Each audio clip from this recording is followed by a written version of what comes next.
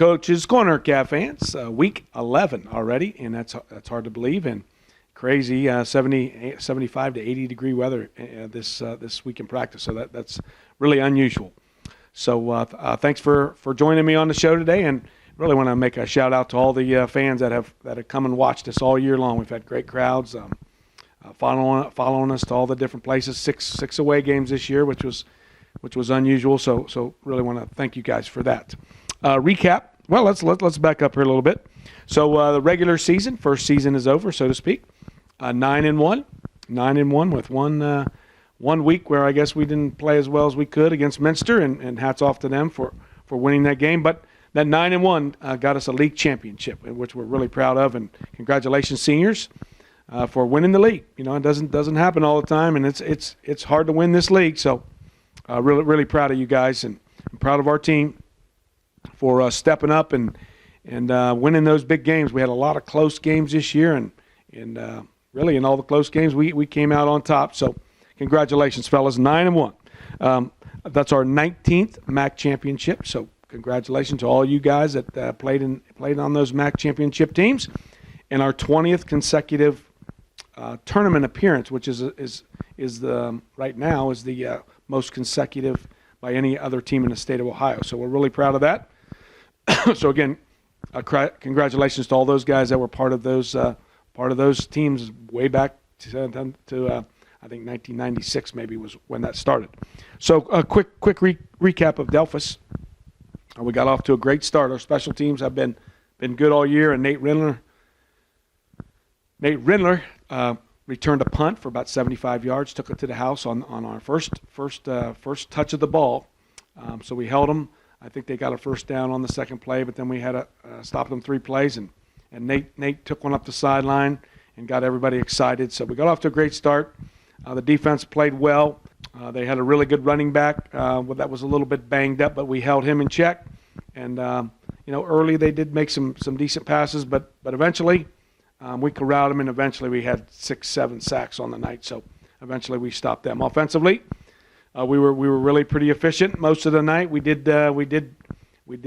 fumble one inside the 10-yard line though on a bad snap, and then Dill tried to pick it up and fumbled it, and so we did get stopped inside the 10 a few times. So that was a little frustrating for us to not get those touchdowns.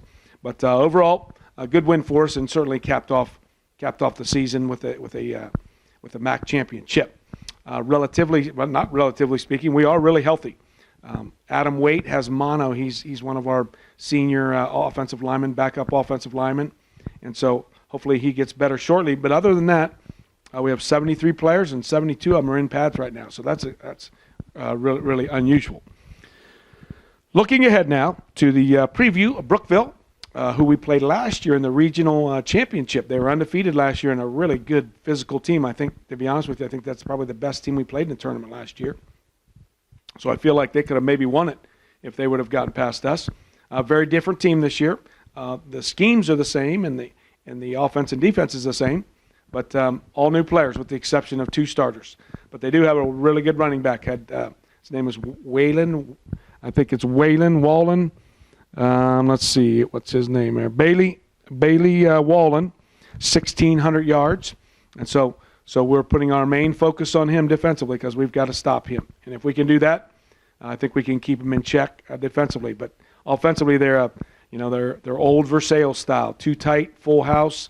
They'll split out a little bit, but for the most part, they want to run the ball, and I think they've completed 34 passes on the year, something like that. So they're not interested in throwing too much.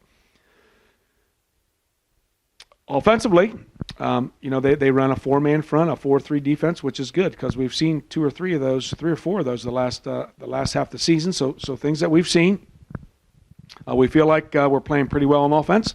We're really trying to spread the wealth between Big Zach catching balls and Neil and Nate and Brad Gears running the ball well and Dill's still running and throwing. And so when we get the ball to those 5-6 guys, that makes it difficult for teams to really zone in on one specific guy. And so that's been good for us. Let's see here. Keys to victory, pretty simple, to be honest with you. On defense, we need to rally to the ball and wrap and stop number 26. Bailey Wallen, I'm not sure how to say that, but offensively be efficient.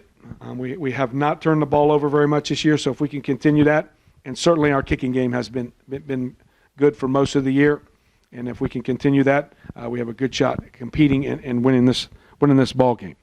So look forward to it. It's a home game this week. It's on Saturday, though, and it's at 7 o'clock instead of a 7:30 game. So looking forward to the game. Hopefully you'll come out and join us and root on the Cavaliers.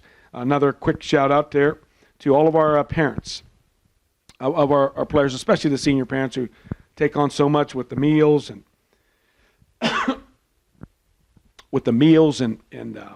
decorations and just kind of organizing things. Cheryl Toby has done a great job a couple years now when Derek was a senior a couple years ago, and really kind of the go-to person for me, and communicating with her and making sure everything's ready to go. And so thanks to all those parents and Cheryl especially for taking care of us.